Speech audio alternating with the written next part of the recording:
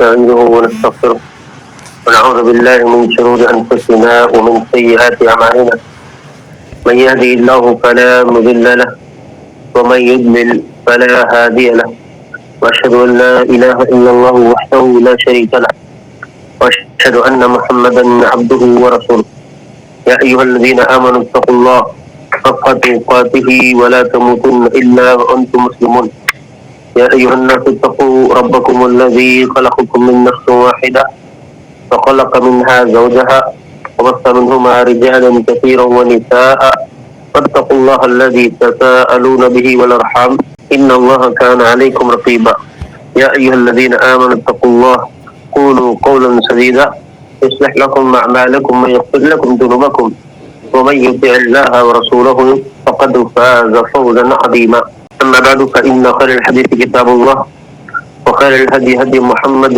صلى الله عليه وسلم وشر الأمور محدثاتها وكل محدثة بدعة وكل بدعة ضلالة وكل ضلالة في النار. الحمدللہ اللہ رب العالمین کا فضل و احسان ہے کہ ہم لوگ ایک اہم ترین کتاب الاصول الثلاثہ کی تشریح مختصر انداز میں پڑھ رہے ہیں کہ اللہ رب العالمین کی جانب سے ہمارے لیے بہت بڑی توفیق ہے. اس کتاب میں ہم نے اس سے پہلے بہت ساری چیزیں پڑھی. آخر میں جو ہم لوگوں نے جو چیز پڑھی تھی ارکان ایمان کے سلسلے میں ہم نے باتیں پڑھی تھی، اس میں اللہ رب العالمین پر ایمان اس سلسلے میں چند باتیں آپ کے سامنے عرض کی گئی تھی کہ اللہ پر ایمان لانے میں 4 چیزیں شامل ہیں. پہلا یہ کہ اللہ کے وجود پر ایمان لانا، دوسرا یہ کہ اللہ کی ربوبیت پر ایمان لانا، تیسرا اللہ تعالیٰ کی الوہیت پر ایمان لانا، اور چوتھا اللہ تعالیٰ کے اسماء و صفات پر ایمان لانا. تو لہذا یہ تمام چیزیں آپ کے سامنے دلائل کی روشنی میں واضح کی گئی تھی. اب ارکان ایمان میں دوسرا رکن فرشتوں پر ایمان لانا. ایک غیبی دنیا کی مخلوق ہے جو صرف اللہ واحد کی عبادت کرتے ہیں اور ان کے اندر الوہیت یا پھر جو ہے کوئی سی جو ہے اللہ رب العالمین کی کوئی ادنا سی خصوصیت، یعنی رب ہونے کی ادنا سی خصوصیت ان کے اندر موجود ہے. اللہ رب العالمین نے انہیں نور سے پیدا کیا ہے اور ان کے اندر اپنی ذات کی اطاعت اور اپنے حکم کی فرمانبرداری خاص جو ہے ایک خاص مادہ جو ہے اللہ رب العالمین نے پیدا کیا ہے. اللہ رب العالمین ان کے تعلق سے یہ بات ارشاد فرماتے ہیں وَمَنْ عِنْدَهُ لَا يَسْتَكْبِرُونَ عَنْ عِبَادَتِهِ وَلَا يَسْتَحْسِرُونَ يُسَبِّحُونَ اللَّيْلَ وَالنَّهَارَ لَا يُفْتَرُونَ.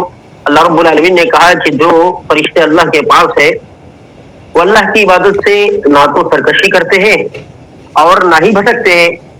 وہ رات و دن تسبیح ہی بیان کرتے رہتے ہیں، سستی و کاہلی ذرہ برابر بھی وہ نہیں کرتے. ان کی تعداد بہت زیادہ ہے جس کی تفصیل کا علم سوائے اللہ رب العالمین کے کسی کو نہیں ہے. آپ دیکھیں صحیح میں حضرت انس رضی اللہ تعالیٰ عنہ سے روایت منقول ہے جو واقع معراج میں نبی اکرم صلی اللہ علیہ وسلم کے سامنے آسمان میں ایک تعمیر شدہ گھر دکھایا گیا تھا جسے بیت العتیق کہا جاتا ہے. اس میں جو ہے روزانہ 70,000 فرشتے جو ہے داخل ہوتے ہیں. ایک دفعہ داخل ہوتے ہیں، جب باہر نکل جاتے ہیں تو قیامت تک ان کی جو ہے دوبارہ جو ہے باری نہیں آتی، ان کو موقع نہیں ملتا کہ وہ پھر سے جو ہے جا کر جو ہے اس کا جو ہے طواف کر سکے.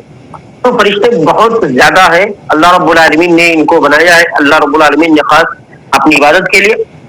اب دیکھیں فرشتوں پر ایمان لانے میں چند امور کا خیال کرنا ہمارے لیے ضروری ہے. فرشتوں پر ایمان میں چند امور جو ہے شامل ہے. اس کو شیخ الاسلام انہیں جو ہے آگے صالح عثیمین رحمہ اللہ نے جو ہے جو 4 چیزوں کا ذکر کیا سر ارکان ایمان میں جو ہے یہ نقل کرتے کہتے ہیں کہ فرشتوں پر ایمان لانے میں 4 چیزیں شامل ہیں. پہلی یہ کہ ان کے وجود پر ایمان لایا، ان کے اسماء و صفات پر ایمان لانا، یعنی ان کے اسماء پر ان کے نام جو ہے اس پر ایمان لانا، تیسرا ان کے صفات پر ایمان لانا، چوتھا ان کے کاموں پر افعال پر ایمان لانا. یہ 4 چیزیں بھی جو ہے اس میں شامل ہیں. پہلا ان کے وجود پر ایمان لانے کے سلسلے میں ان کے وجود پر ایمان لانا یعنی اس بات پر ایمان لانا کہ فرشتے موجود ہیں، لہذا اس کے جو ہے شرعی دلائل بھی موجود ہیں اور باقاعدہ طور پر جو ہے اس کے جو ہے دلائل موجود ہے، تو اس پر ایمان لانا یہ ہمارے لیے ضروری ہے. دوسرا جو ذکر کیا کہ ان کے ناموں پر، ان فرشتوں کے نام کتاب و سنت کے ذریعے ہمیں معلوم ہے ان پر ان کے نام کے ساتھ ایمان لانا، اور جن کے نام معلوم نہیں ان پر مجمل طور پر ایمان لانا. یعنی جو ہے مفصل ایمان، مجمل ایمان. مفصل جن کے کام باقاعدہ طور پر واضح، جن کے نام واضح ہیں، بھائی فلاں فرشتے فلاں فرشتے فلاں فرشتے، اس کے ساتھ جو ہے ایمان لانا.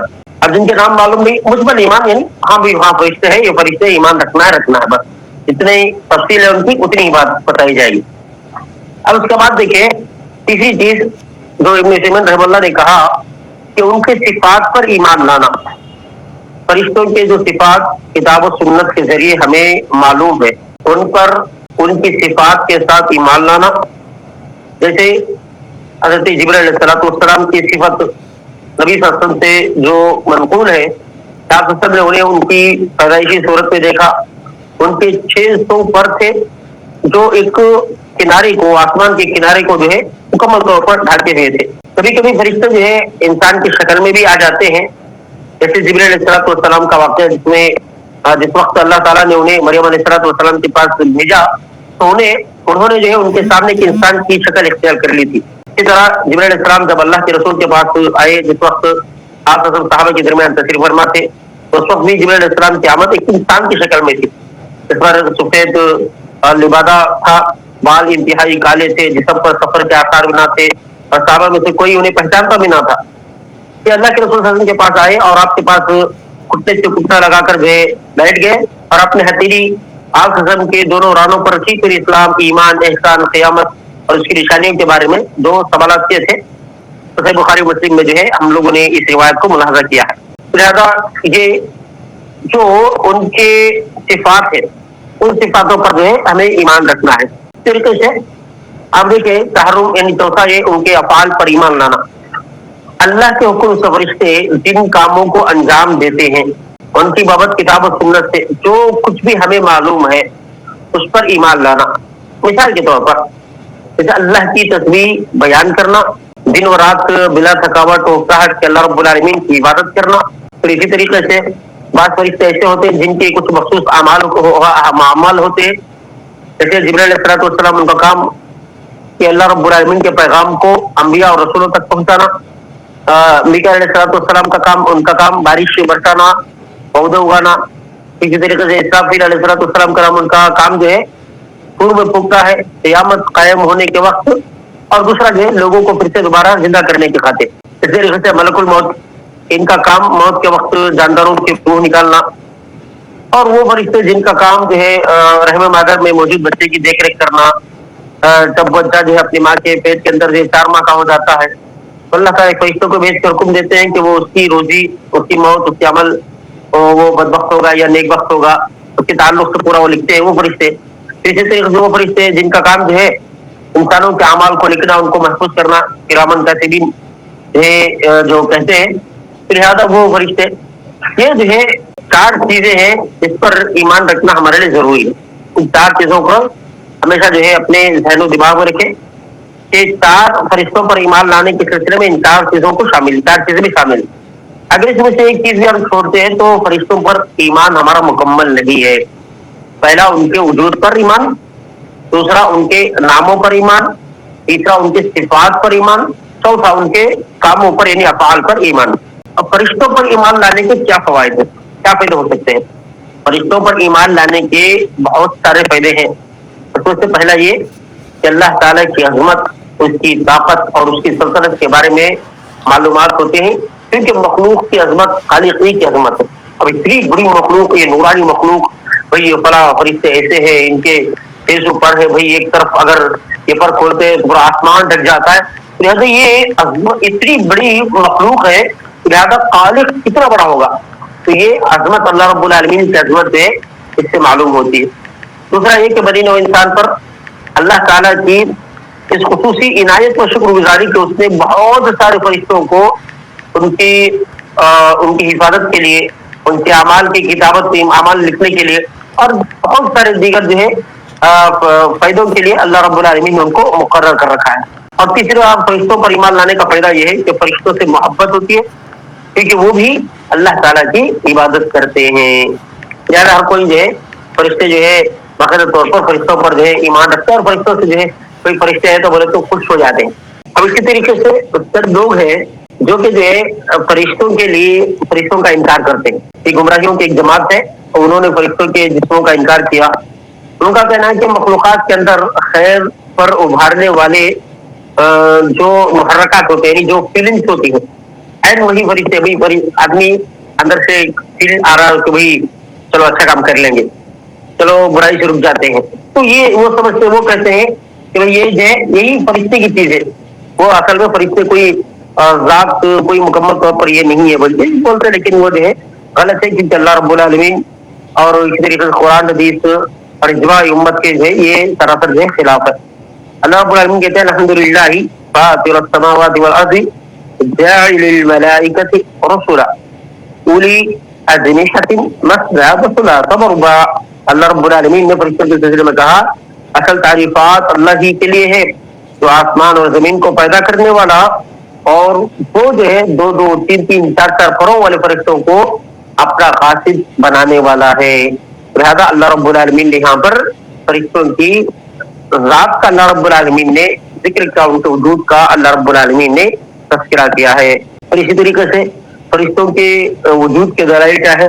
وَلَوْ تَرَىٰ إِذْ يَتَوَفَّى الَّذِينَ كَفَرُوا الْمَلَائِكَةُ يَضْرِبُونَ وُجُوهَهُمْ وَأَدْبَارَهُمْ ذُوقُوا عَذَابَ الْحَرِيقِ. کہ کاش آپ دیکھ سکتے تو فرشتے کافروں کی جانیں نکالتے ہیں تو ان کے منہ پر اور ان کے جو ہے ان کے منہوں پر مارتے ہیں، ان کی پیٹھوں پر، ان کے جو ہے پہلوؤں پر مار کر جو ہے ان کو روح کو نکالتے ہیں اور کہتے ہیں کہ چوکو جو ہے عذاب کا جہنم کے عذاب کا جو ہے مذاق جو ہے رکھو. اور اسی طریقے سے بہت ساری آیات ہیں، اس میں واضح انداز میں بات معلوم ہوتی ہے اور بہت ساری احادیث بھی ہیں، اس سے بات واضح ہوتی ہے کہ فرشتوں کا وجود باقاعدہ طور پر ہے اور اللہ رب العالمین نے ان کو جو ہے بہت سارے مقاصد کی خاطر اللہ رب العالمین نے پیدا کیا ہے.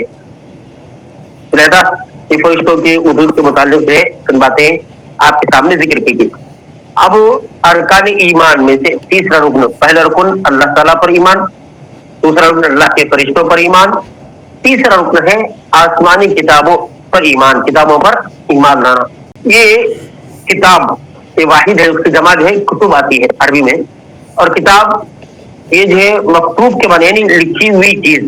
یہاں اس سے مراد یہاں پر جو ہے جو کتابوں پر ایمان سے مراد جو ہے وہ آسمانی کتابیں ہیں جنہیں اللہ تعالیٰ نے اپنے رسولوں پر انسانیت کی رحمت ہدایت کے لیے بھیجا ہے تاکہ وہ دنیا و آخرت کی سعادت حاصل کر سکے.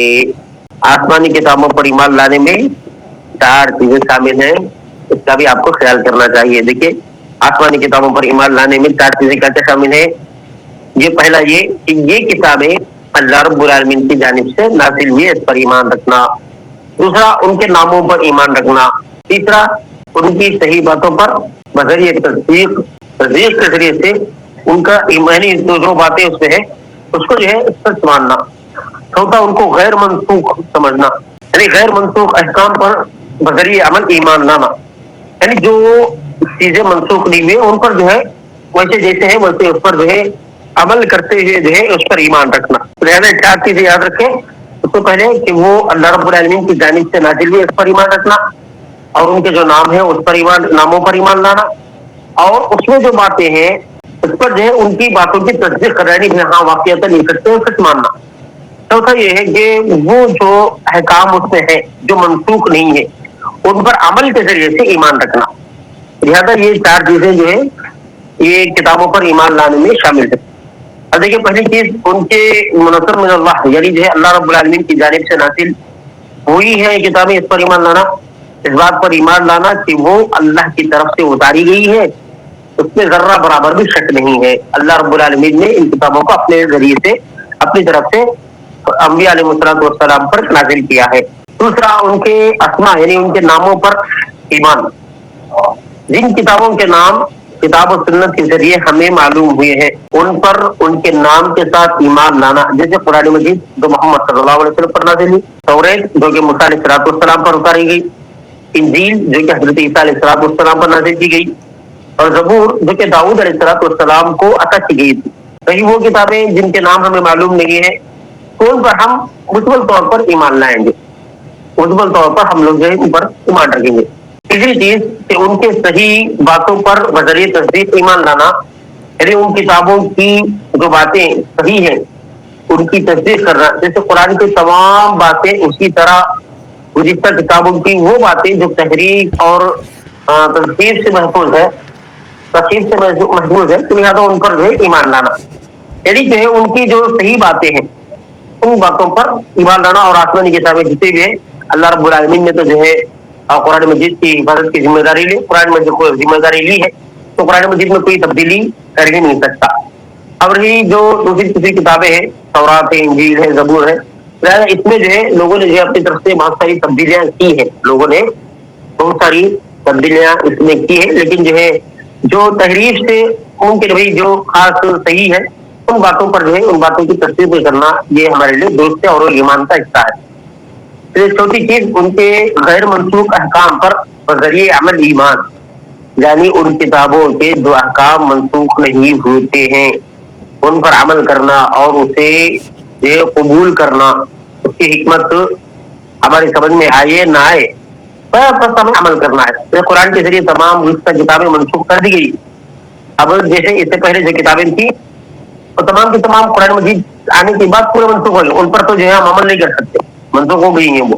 اب ہمیں عمل کرنا ہے تو قرآن مجید پر عمل کرنا ہے، اگر قرآن مجید نہ ہوتی تو تورات انجیل جو بھی ہے اگر وہ اس پر جو ہے ہمیں عمل کرنا ہوتا تو اس پر عمل کرنا ہی پڑتا ہم، لیکن قرآن مجید نے آ کر جو ہے تمام کتابوں کو منسوخ کر دیا ہے۔ اللہ رب العالمین نے کہا وَأَنزَلْنَا إِلَيْكَ الْكِتَابَ بِالْحَقِّ مُصَدِّقًا لِمَا بَيْنَ يَدَيْهِ مِنَ الْكِتَابِ وَمُهَيْمِنًا عَلَيْهِ۔ اللہ رب العالمین نے کہا کہ ہم نے آپ کی طرف حق کے ساتھ کی کتاب نازل فرمائی ہے جو اپنے سے اگلی کتابوں کی تصدیق کرنے والی اور ان کی محافظ ہے، یعنی ان کے بارے میں فیصلہ کرنے والی بھی ہے۔ لہذا اب کسی کے لیے جائز نہیں کہ وہ گزشتہ کتابوں کے احکام میں سے کسی حکم کی پیروی کرے اللہ یہ کہ وہ درست ہو اور قرآن بھی اس کی تائید کرتا ہو۔ تو آسمانی کتابوں پر ایمان لانے کے کیا فائدے ہیں؟ کتابوں پر ایمان لانے کے بہت سارے بڑے عظیم فائدے ہیں۔ پہلا فائدہ یہ کہ اپنے بندوں پر اللہ تعالیٰ کی عنایت کا پتہ چلتا ہے کہ بھئی کتنے اللہ رب العالمین کی جیسے کیسے کیسے جو ہے ہمیں تحفے اللہ رب العالمین کی جانب سے ملے ہیں، کیسے اللہ رب العالمین اپنے بندوں پر جو ہے رحم و کرم لطف کا معاملہ کرتے ہیں۔ اللہ تعالیٰ نے ہر قوم کو سیدھی راہ پر لانے کی خاطر ایک کتاب اللہ رب العالمین نے عطا کی ہے۔ دوسرا فائدہ ہے کتابوں پر ایمان لانے کا خرید الہیہ میں اللہ تعالیٰ کی حکمت کا پتہ چلتا ہے، کیونکہ اللہ تبارک و تعالیٰ نے ہر قوم کے لیے ان کے حالات ظروف کے مطابق قوانین و حکام اللہ رب العالمین نے مقرر کیے ہیں۔ جیسے کہ اللہ رب العالمین نے کہا لِكُلٍّ جَعَلْنَا مِنكُمْ شِرَعَةً وَمِنْهَاجًا، لہذا یہ اللہ رب العالمین نے جو ہے ہر ایک قوم کے لیے الگ الگ ایک خاص شریعت اور جو ہدایت کرا اللہ رب العالمین نے ٹھہرا دی تھی، تو یہ اس کا جس سے جو ہے پتہ چلتا ہے۔ تیسری بات یہاں پر اللہ تعالیٰ کا شکر لازم ہے کیونکہ تمام نعمتیں اسی نے ہمیں عطا کی ہے۔ یہ بہت بڑی نعمت ہے اللہ رب العالمین کی جانب سے، اللہ رب العالمین کی جانب سے کتابوں کا مل۔ تو لہذا یہ کتابیں جو آئی ہیں ہماری رشد و ہدایت کے لیے آئی ہے، اللہ رب العالمین نے اس کو ہم پر نازل کیا۔ اب رہا مسئلہ تمام کتابوں پر ہمیں ایمان رکھنا ہے، رکھنا آسمانی کتابوں پر، لیکن عمل کے ذریعے سے امت محمدیہ کے لیے اللہ رب العالمین نے عمل اس کتاب پر کرنا ہے، وہ قرآن مجید کے علاوہ ہم تورات اٹھا کر انجیل اٹھا کر ہم عمل نہیں کر سکتے کیونکہ وہ کتابیں سب منسوخ ہو گئی ہیں۔ لہذا یہ فرشتے اور اسی طریقے سے کتابوں کے متعلق جو ہے یہ ہماری جو ہے آج کی گفتگو تھی۔ اسی طریقے سے دیکھیں اب اس کے بعد معاملہ آتا ہے چوتھا رسولوں پر ایمان کا، پھر اسی طریقے سے تقدیر پر ایمان کا معاملہ بھی جو ہے آتا ہے، پھر اس کے بعد جو ہے آخرت کے دن پر ایمان کا معاملہ آتا ہے۔ اب دیکھیں رسولوں پر ایمان کے سلسلے میں چند باتیں آپ کے سامنے آج ذکر کر آج کی گفتگو کو انشاءاللہ تعالیٰ ختم کریں گے۔ رسولوں پر ایمان، رسول یہ رسول کی جمع ہے، لہذا رسول جو ہے کے معنی مرسل بھیجا ہوا میسنجر جس کو جو ہے کہا جاتا ہے، یعنی جسے کوئی پیغام پہنچانے کے لیے بھیجا گیا ہو، کسی پیغام پہنچانے کے لیے کسی کو بھیجا گیا ہو تو اس کو جو ہے مرسل جو ہے کہا جاتا ہے۔ یہاں پر جو شریعت سے اگر دیکھا جائے اس سے مراد وہ انسان ہے جس پر کوئی شریعت نازل کر کے اسے اس کی تبلیغ کا حکم دیا گیا ہو، یا یہ انسان جس پر اللہ نے کوئی شریعت نازل کر کے اسے ان کی تبلیغ کرنے کا حکم دیا ہو. سب سے پہلے رسول اس دنیا میں جو آئے حضرت نوح علیہ السلام ہے، اور سب سے آخری رسول حضرت محمد رسول اللہ صلی اللہ علیہ وسلم ہے. اللہ رب العالمین فرماتے ہیں اِنَّا أَوْحَيْنَا إِلَيْكَ كَمَا أَوْحَيْنَا إِلَى من بعد. تو سب سے پہلے اللہ رب العالمین نے جن کو نبی اور رسول بنا کر بھیجا وہ حضرت نوح علیہ السلام ہے، اور سب سے آخر میں جس کو اللہ رب العالمین نبی اور رسول بنا کے بھیجا وہ ہمارے رسول جناب محمد رسول اللہ صلی اللہ علیہ وسلم ہے. اللہ رب العالمین نے کہا اِنَّا أَوْحَيْنَا إِلَيْكَ كَمَا أَوْحَيْنَا إِلَى نُوحٍ وَالنَّبِيِّينَ مِن بَعْدِهِ. یقیناً ہم نے آپ کی طرف اسی طرح وحی کی ہے جیسے کہ نوح علیہ السلام اور ان کے بعد والے نبیوں کی طرف کی تھی. صحیح بخاری میں حضرت انس بن مالک رضی اللہ تعالیٰ عنہ سے شفاعت کی جو شفاعت نبی سے متعلق کی حدیث مروی ہے. نبی صلی اللہ علیہ وسلم نے ذکر فرمایا قیامت کے لوگ آدم علیہ السلام کے پاس آئیں گے تاکہ وہ ان کے پاس سفارش کر دیں کہ وہ لیکن وہ ان سے معذرت کر دیں گے اور کہیں گے تم نوح علیہ السلام کے پاس جاؤ، یہ ایسے شخص ہے جنہیں اللہ نے سب سے پہلے رسول بنا کر بھیجا. تو مکمل وہ حدیث ہے اس میں نوح علیہ السلام وہ پہلے رسول ہے. اسی طریقے سے اللہ رب العالمین نے محمد صلی اللہ علیہ وسلم کے سلسلے میں کہا ما كان محمد ابا احد من رجالكم ولكن رسول الله وخاتم النبيين. لوگوں تمہارے مردوں میں سے کسی یہ جو ہے محمد صلی اللہ علیہ وسلم جو ہے اس کے باپ نہیں ہے. تو لہذا اللہ رب العالمین نے محمد صلی اللہ علیہ وسلم کے تعلق سے کہا ولكن رسول الله وخاتم النبيين، لیکن آپ صلی اللہ علیہ وسلم اللہ کے رسول ہیں اور نبیوں کو ختم کرنے والے آخری نبی آپ صلی اللہ علیہ وسلم ہیں. نبیوں کا سلسلہ آپ صلی اللہ علیہ وسلم پر ختم ہوا ہے. اس طریقے سے آپ دیکھیں اس دنیا میں جتنی بھی امتیں گزری ہیں سب میں اللہ رب العالمین نے یا تو کسی رسول کو مستقل شریعت دے کر بھیجا یا کسی نبی کو اس سے پہلے والے رسول ہی کی شریعت دے کر بھیجا. لہذا اس سے معلوم ہوتا ہے کہ جو رسول ہوتے ہیں وہ مستقل ایک شریعت لے کر آتے ہیں اور جو نبی ہوتے ہیں وہ اسی رسول کی تجدید کرنے کے لیے اسی رسول کی شریعت کو پابندی کرنے کے لیے آتے ہیں. تو لہذا اللہ رب العالمین نے کہا وَلَقَدْ بَعَثْنَا فِي كُلِّ أُمَّةٍ رَسُولًا أَنِ اعْبُدُوا اللَّهَ وَاجْتَنِبُوا الطَّاغُوتَ. ہم نے ہر امت میں رسول بھیجا کہ لوگوں صرف اللہ کی عبادت کرو اور اس کے سوا تمام معبودوں سے بچو. مزید اللہ رب العالمین نے فرمایا وَإِن مِّنْ أُمَّةٍ إِلَّا خَلَا فِيهَا نَذِيرٌ. کہ امت ایسی نہیں ہوئی جس میں کوئی ڈرانے والا نہ گزرا ہو.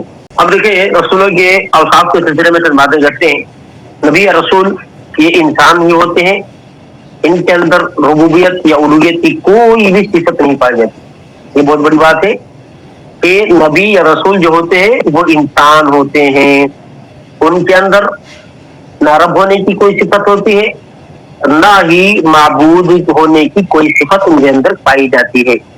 اللہ تعالیٰ نے اپنے نبی محمد صلی اللہ علیہ وسلم کو مخاطب کرتے ہوئے فرماتا ہے کہ جو کہ تمام نبیوں اور رسولوں کے امام، اللہ کے نزدیک تمام انبیاء میں سب سے افضل سید اولد آدم علیہ السلام کی کتنے بھی اولاد ہیں سب کے سردار آدم کے تعلق سے اللہ رب العالمین کیا کہتے ہیں قل، اللہ کے نبی آپ کہہ دیجیے لا املک لنفسی نفعا ولا ضرا الا ما شاء اللہ. آپ کہہ دیجیے کہ میں اپنے نفس کے لیے اپنی خاص ذات کے لیے کسی نفع یا نقصان کا میں بھی اختیار نہیں رکھتا الا ماشاء اللہ، مگر اتنا ہی جتنا اللہ رب العالمین چاہتے ہیں. اللہ رب العالمین اگر چاہتے ہیں تو سب کے لیے میں پیدا کر لے سکتا ہوں اگر اللہ رب العالمین کی طاقت ہو. وَلَوْ كُنْتُ أَعْلَمُ الْغَيْبَ، اگر میں علم غیب جانتا، میں کی بات جانتا تو میرے خیر ہی جو ہے میں چاہ لیتا. مجھے کبھی برائی پہنچتی ہی نہیں. ان انا الا نذیر وبشیر لقوم یؤمنون. اللہ رب العالمین نے کہا کہ بس بے شک میں تو تمہارے لیے ڈرانے والا ہوں، خوشخبری سنانے والا ہوں تو ایمان لانے والے ان لوگوں کے لیے. لہذا اللہ رب العالمین نے یہاں پر واضح انداز میں بات کہی کہ اللہ کے نبی کسی نفع و نقصان کے مالک نہیں. اللہ رب العالمین نے سورۃ میں کہا قل انی لا املک لکم ضرا ولا رشدا. اللہ کے نبی آپ کہہ دیجیے بے شک میں نقصان کا مالک نہیں، کسی نقصان کا کسی نفع کا اختیار نہیں رکھتا. قل انی لن یجیرنی من اللہ احد ولن اجد من دونہ ملتحدا. اللہ کے نبی کہہ دیجیے مجھے ہرگز کوئی اللہ سے بچا نہیں سکتا اور میں ہرگز اس کے سوا کوئی جائے پناہ لینے کی جگہ نہیں پاتا. یہ آیتیں واضح انداز میں بات کہتی ہیں کہ انبیاء علیہ السلام جو ہوتے ہیں وہ انسان ہوتے ہیں, ان کے اندر نہ رب ہونے کی صفت ہے, نہ ہی جو ہے الہ ہونے کی صفت ہے, نہ ہی وہ کسی نفع و نقصان کے مالک ہے. وہ تو جو ہے بلکہ وہ تو جو ہے بیمار بھی ہوتے ہیں, انہیں کھانے پینے کی ضرورت بھی پڑتی ہے, اور انہیں جو ہے تو پھر کسی چیز جو انسان کی ضروریات ہے وہ جو ہے اس کی جو ہے ان کو جو ہے ضرورت پڑتی ہے. اور نبی اکرم صلی اللہ علیہ وسلم سے خود ارشاد ہے انما انا بشر مثلکم, آپ کہتے ہیں اللہ کے نبی کہہ دیجیے جیسے کہ میں بھی جو ہے تمہاری طرح ایک انسان ہوں. تو لہٰذا اس کے بعد آپ نے حدیث میں بھی ارشاد فرمایا انما انا بشر مثلکم, کہ میں تو جو ہے میں بھی تمہاری طرح ہی ایک انسان ہوں. تو انسا کما تنسون, ویسے تم بھولتے میں بھی ایسا بھولتا ہوں, کرونی, تو لہٰذا میں بھول جاؤں لہٰذا مجھے یاد دلایا کروں. تو آپ قسم اور جتنے بھی انبیاء علیہ السلام آئے یہ انسانوں میں سے آئے ہیں, کوئی اس میں جو ہے فرشتہ یا پھر کوئی نور بن کے جو ہے نہیں آیا. رسولوں پر ایمان لانے میں بھی 4 چیزیں ہیں. رسولوں پر ایمان لانے میں 4 چیزیں شامل ہیں. پہلی, ان کی صداقت پر ایمان لانا, یعنی ان کے سچے ہونے پر ایمان لانا. دوسرا, ان کے ناموں پر ایمان لانا. تیسرا, ان کے واقعات پر ایمان لانا. چوتھا, اپنے نبی کی شریعت پر ایمان لانا, اپنی نبی کی جو اللہ نے ان کے لیے اپنے نبی کو بھیجا اس شریعت پر ایمان لانا. ٹھیک ہے, ان کی صداقت پر ایمان, اس بات پر ایمان لانا کہ تمام رسولوں کی رسالت تو حق ہے اور اللہ رب العالمین کی طرف سے ہے. اگر کسی شخص نے ان میں سے کسی ایک رسول کا بھی انکار کر دیا تو گویا وہ سارے رسولوں کا انکار کرنے والا ہے. جیسے کہ اللہ رب العالمین نے فرمایا کذبت قوم نوح المرسلین, اللہ رب العالمین نے کہا قوم نوح نے بھی نبیوں کو جھٹلایا. اور یہ اللہ تعالیٰ نے قوم نوح کو تمام رسولوں کی تکذیب کا مرتکب قرار دیا, جبکہ واقعہ یہ ہے کہ قوم نوح کے پاس انہوں علیہ السلام کے علاوہ کوئی دوسرا رسول آیا ہی نہیں. پھر کسی اور رسول کی تکذیب کیسے اللہ رب العالمین نے ذکر کر دی. تو لہٰذا اللہ رب العالمین نے یہاں پر بیان کیا کہ قوم نوح نے نبیوں کو جھٹلا دیا, لہذا ایک نبی کا جھٹلانا پورے انبیاء علیہ السلام کو جھٹلانے کے برابر ہے. لہذا یہ مختصر انداز میں اللہ رب العالمین نے ذکر کیا ہے.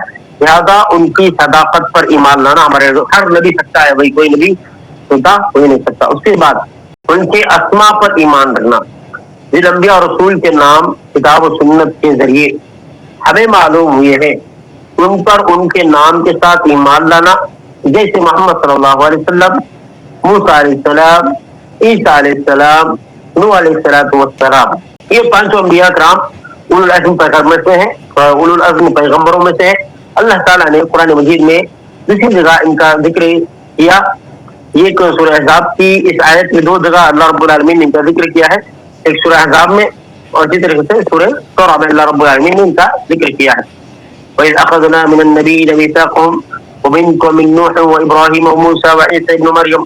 اللہ رب العالمین نے یہاں پر ذکر کیا جب ہم نے تمام نبیوں سے عہد لیا, خصوصاً آپ سے, نوح علیہ السلام سے, ابراہیم علیہ السلام سے, موسیٰ علیہ السلام سے اور عیسیٰ علیہ السلام سے.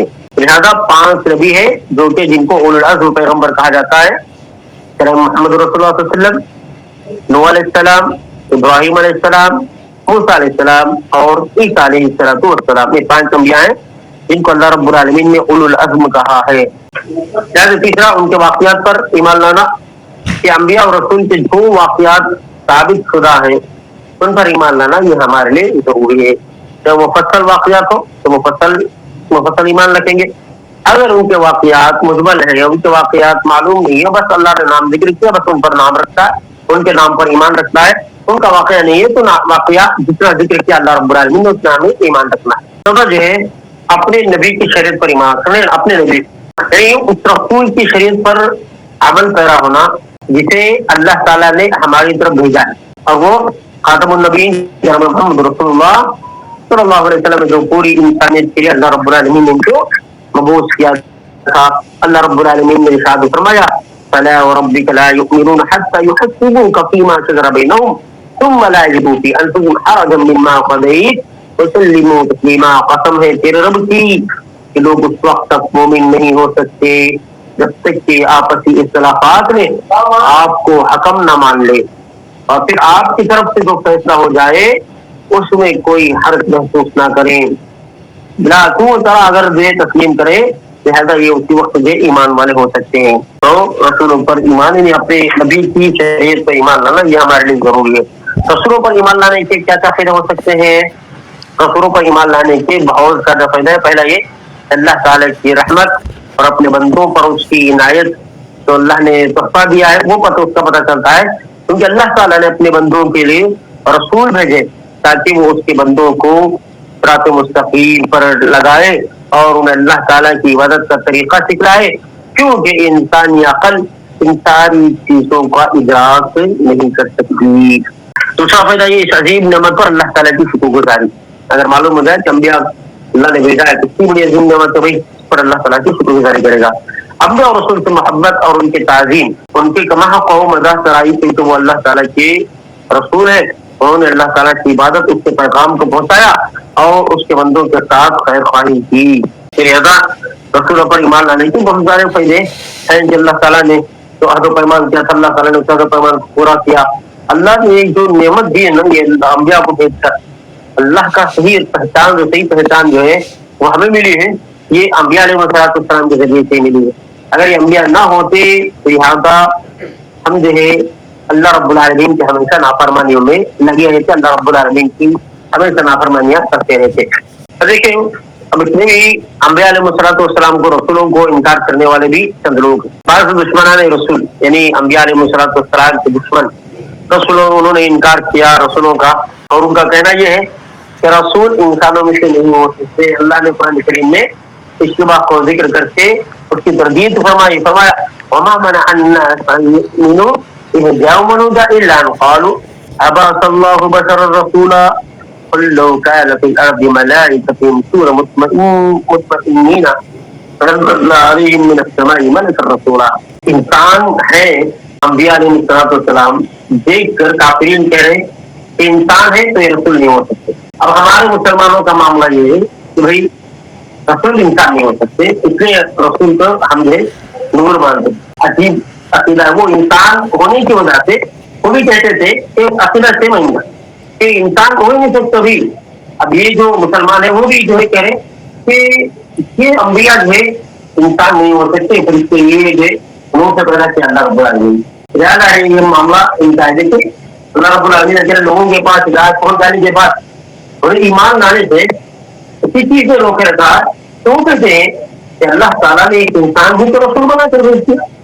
آپ اس کی تیزی اگر زمین میں فرشتے چلتے پھرتے اور رہتے بستے تو ان کے پاس آسمان سے ضرور فرشتے ہی کو رسول بنا کر بھیجتے ہیں۔ دنیا میں فرشتے نے انسان بستے سے اللہ رب العالمین نے انسانوں کو بھیجا، اگر فرشتے بستے اللہ رب العالمین فرشتوں کو اللہ رب العالمین اللہ تعالیٰ نے اس کے وقت رد نہیں کر دیا اور ہمارے رسول کا انسان ہی ہونا، انسان ہی نہیں ہونا جو ہے یہ ممکن ہے، انسان ہی ہو سکتا ہے، وہ دوسرا نہیں ہو سکتا۔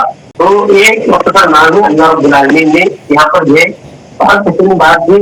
اور جو لوگ کہتے ہیں کہ انبیاء جو ہے ضرورت ہے وہ خاص کر آپ کے تعلق سے کہ آپ وسلم جو ہے بشر نہیں نور سے لہٰذا ان کی بات پالتے ان کی بات ہے وہ بات آیت کریمہ کے خلاف ہے جو کہ بنی اسرائیل کی یہ آیت کریمہ ہے۔ لہٰذا یہ رسولوں کے ایمان کے سلسلے میں چند باتیں تھی آپ کے سامنے۔ کا ایمان جو کہ رحمانہ کی کتاب ہے، اس کتاب سے تینوں چیزیں آپ کے سامنے وعدے کی گئی ہیں۔ لہٰذا فرشتوں پر ایمان، کتابوں پر ایمان، رسولوں پر ایمان اور اللہ تعالیٰ پر ایمان پہلے تو آپ کے سامنے بیان کیا جائے۔ یہ چیزیں ذکر کی گئی، اس کے بعد آخرت پر ایمان اور تفصیل پر تبدیل کی اچھی بری ہونے پر ایمان، یہ دو چیزیں ان شاء اللہ تعالیٰ اگلے کلاس میں آپ کے سامنے وعدے کی جائے گی۔ اللہ کی دعا ہے کہ اللہ رب العالمین ہم جو ہے حاصل کریں، اللہ رب العالمین اس کو علم نافع بنائے، ہمارے لیے دنیا اور آخرت سے اللہ رب العالمین نفع اور نجات کا اللہ رب العالمین ذریعہ بنائے۔ آمین تقبل رب العالمین دعوانا الحمدللہ رب العالمین۔ سوال ہے آپ کی کلاس کے متعلق؟ السلام علیکم ورحمۃ اللہ وبرکاتہ۔ وعلیکم السلام۔ بڑے وزن بھائی شیخ بعض حضرات جو ہے قد جاءکم من اللہ نور الکتاب مبین والی آیت سے جو ہے نبی صلی اللہ علیہ وسلم کو جو ہے نور جو ہے ثابت کرنے کی کوشش کرتے ہیں. باطل جو ہے بہت ساری چیزوں سے بہت اپنا باطل جو ہے ثابت کرنے کی کوشش کرتے ہیں. تو پہلی بات تو یہ کہ بھئی یہ جو ہے آیت کریمہ جو نازل ہوئی تھی یا پھر یہ آیت کریمہ کے اپوزٹ میں بہت سارے ایسی آیتیں ہیں جس میں یہ بات واضح ہوتی ہے کہ انبیاء جو ہوتے ہیں وہ انسان ہوتے ہیں. یہاں پر نور سے جو مراد ہے اکثر ائمہ تفسیر میں اکثر مفسرین میں امام طبری ہو امام ابن کثیر امام قرطبی وغیرہ نے اس نور سے مراد قرآن لیا ہے. النور والقرآن ابن کثیر رحمہ اللہ جو ہے اس سے تعلق کرتے ہیں النور هو القرآن. تو قرآن ہے اور قرآن کو خود قرآن میں کئی جگہ نور کہا گیا. فآمنوا باللہ ورسولہ والنور الذی انزلنا لہذا تم اللہ پر ایمان لاؤ اور رسول پر ایمان لاؤ اور اس نور پر جو ہم نے نازل کیا. لہذا یہ جو ہے جو مراد لیا جاتا ہے جو نور سے تو لہذا یہ نور جو ہے وہ مراد نہیں ہے بلکہ نور سے مراد جو ہے یہاں پر قرآن مجید ہے کہ یقیناً تمہارے پاس جو ہے اللہ رب العالمین کی جانب سے نور اور کتاب مبین جو ہے آگے دونوں چیزیں ایک ہی ہیں. دونوں چیزیں جو ہے نور اور کتاب مبین جو ہے یہ دونوں چیزیں ایک ہی ہیں اصل میں. ابھی جو آیت ہے خاص کر بنی اسرائیل کی جو آیت میں نے آپ کے سامنے پڑھی تھی عموماً الناس یؤمنوا اذ جاءهم الہدی الا ان قالوا ابعث اللہ بشرا رسولا. یہ جو آیت ہے نا یہ آیت ہمیشہ ہمیں یاد رکھنا چاہیے کیونکہ یہ آیت جو ہے اس میں واضح ہے بھائی یہ کافرین کا یہ عقیدہ تھا بھائی کہ ایک رسول جو انسان کیسے ہو سکتا ہے بھائی رسول انسان اس لیے ہم انکار کر رہے ہیں. اب جو ہے اللہ کہہ رہے ہیں کہ بھائی رسول جو ہے انسان ہم نے اس لیے بنایا کیونکہ زمین میں بسنے والے پورے انسان یہ فرشتے ہوتے تو ہم بھی فرشتہ بیچتا. تو یہ معاملہ ہے اصل میں تو وہ جو ہے انسان ہونے کی وجہ سے انکار کرتے ہیں. اب ہمارے بھی ہے کہ بھائی نہیں ہم جو ہے ہم لوگ کہتے ہیں کہ آپ سب سے انسان تھے لہذا وہ اس میں جو ہے غصہ ہو جاتے ہیں غصہ رسول فلاں ہے نعوذ باللہ یہ فلاں باتیں یہ لوگ کرتے ہیں. حالانکہ جو ہے ہم انبیاء علیہ الصلوۃ والسلام کو اللہ رب العالمین جو مقام دیا اسی مقام پر ہم رکھتے ہیں الحمدللہ. ان کا جو مقام مرتبہ ہے وہی مقام مرتبہ ہے. اللہ نے ان کو جتنا مقام دیا اتنا دیتے ہیں ہم اس مقام سے آگے نہیں بڑھاتے. بہت سارے لوگوں نے تو جو ہے مدد کے لیے استعانت اور وغیرہ وغیرہ چیزوں کے لیے جو ہے انبیاء علیہ السلام کو پکارتے ہیں یا محمد کے نعرے لگاتے ہیں یا محمد المدد یا علی المدد اس طریقے کے نعرے جو ہے لوگ لگاتے ہیں. انبیاء کو جو ہے الوہیت کے درجے تک بھی لوگوں نے پہنچا دیا. لہذا انبیاء انسان ہے ہاں اللہ رب العالمین نے ان کو انسانوں پر فضیلت دی ان کا مقام اللہ رب العالمین نے کچھ اور رکھا ہے اس پر ایمان لانا یہ ہمارے لیے ضروری ہے. سبحانک اللہم وبحمدک اشہد ان لا الہ الا انت استغفرک و اتوب الیک.